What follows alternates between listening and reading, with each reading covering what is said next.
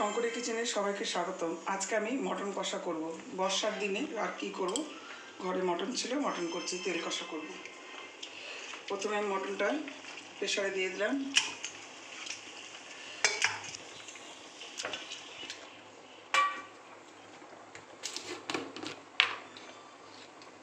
হলুদ দিয়ে দিলাম হাফ চামচ,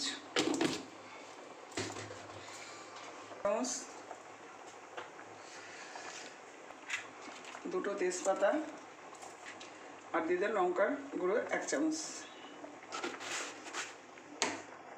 আর দিয়ে ভিনিগার।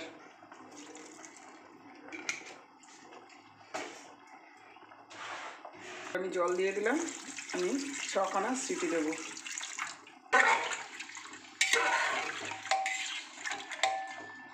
এখানে আমার 750 মটন আছে।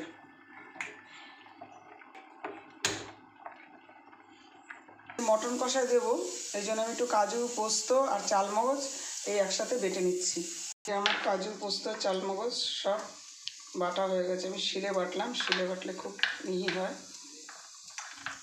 আমি 6টা সিটি দিয়ে নিয়েছি। এবার না, ঠিক আছে, কড়াইতে আমি তেল দিয়ে দিলাম। আমি 1 চামচ একটু রসুন বাটা নিয়ে নিলাম, 1 চামচ থেকে একটু বেশি। আর এখানে নিয়ে নিলাম আদার পাউডার 1 চামচ, আর একটু দিয়ে দিচ্ছি, এই 1 চামচই টোটাল।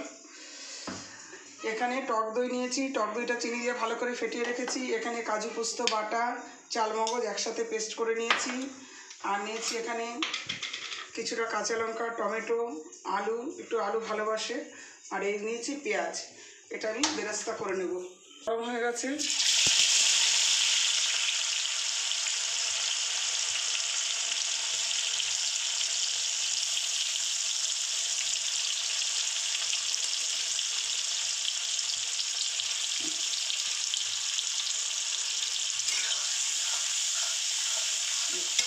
বেরেস্তাটা হয়ে গেছে। এবার আমি এটাকে তুলে নেব।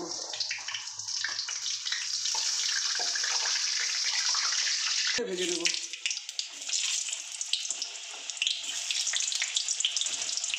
আমি চিনি দিয়ে দিলাম। চিনি দিলে কি হয়, মচমচে থাকে। লবণ দিয়ে দিলাম আলুতে। এখন সিদ্ধ করার সব আছে। এবার মটনগুলো আমি জল থেকে, প্রেশার থেকে তুলে নিয়েছি। আলুটা আমার ভাজা হয়ে গেছে। এবার আমি আলুগুলোকে তুলে নেব।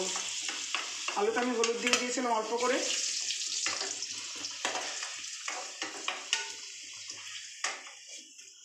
দিয়ে দিলাম বড় এলাচ 2টো দিলাম, দারচিনি 4 টুকরো দিয়ে দিলাম, তেজপাতা দিয়ে দিলাম, আর দিয়ে দিলাম 2টো শুকনো লঙ্কা দিলাম।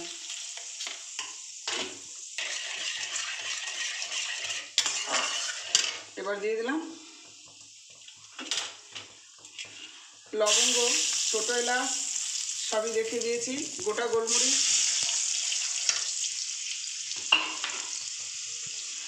এবার দিয়ে দিলাম পেঁয়াজ, কিছুটা দিয়ে দিলাম কাঁচা লঙ্কা,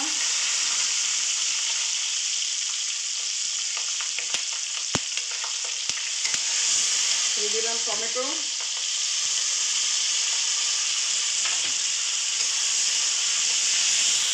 আদা রসুন বাটা,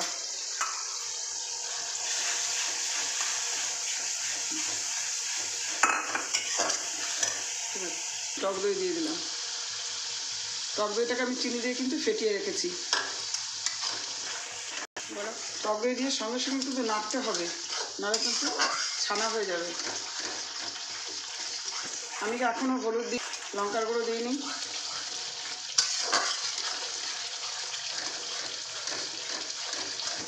গুঁড়ো দিয়ে দিলাম 1 চামচ। আমরা ঝাল বেশি খাই, তবে ঝাল হবে না যেহেতু আমার দইয়ে মিষ্টি আছে।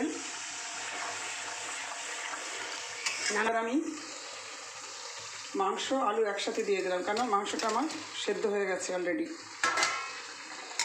এবার কাজু পোস্ত বাটা আমি দিইনি, এটা আমি দিচ্ছি পরে।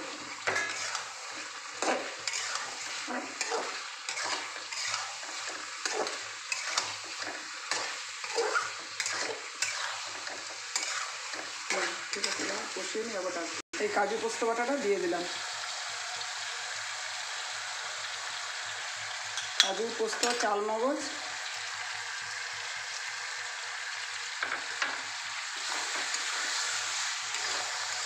আমি এখনও কিন্তু হলুদটা দিইনি, হলুদটা আমি একটু পরেই দিই।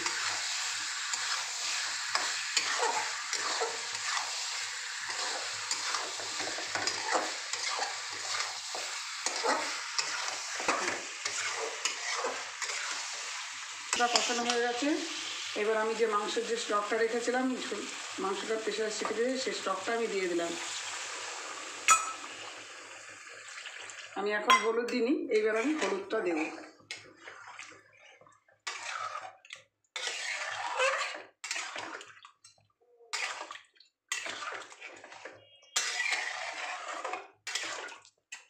এখানে আমি 1/2 চামচ হলুদ দিয়ে দিলাম। এবার দেখুন কালারটা কত সুন্দর হয়েছে।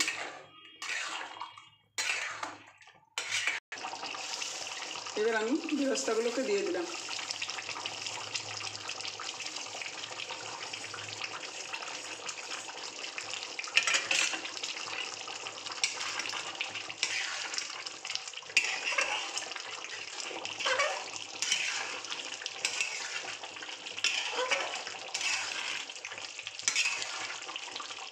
সামান্য একটু লবণ লাগবে, ওকে দিয়ে দিলাম। আমার মাংসটা একদম তেল কষা কষা হয়েছে, দেখুন কত সুন্দর কালার হয়েছে। আমি যেভাবে করেছি আপনারাও সেভাবে করবেন। ভালো লাগলে লাইক, কমেন্ট, শেয়ার করবেন, পাশে থাকা বেল আইকনটি ক্লিক করবেন এবং সকলেই আমাকে সাবস্ক্রাইব করবেন। গরম মশলাটা আমি দিয়ে দিলাম, এবার আমি নামিয়ে দেবো।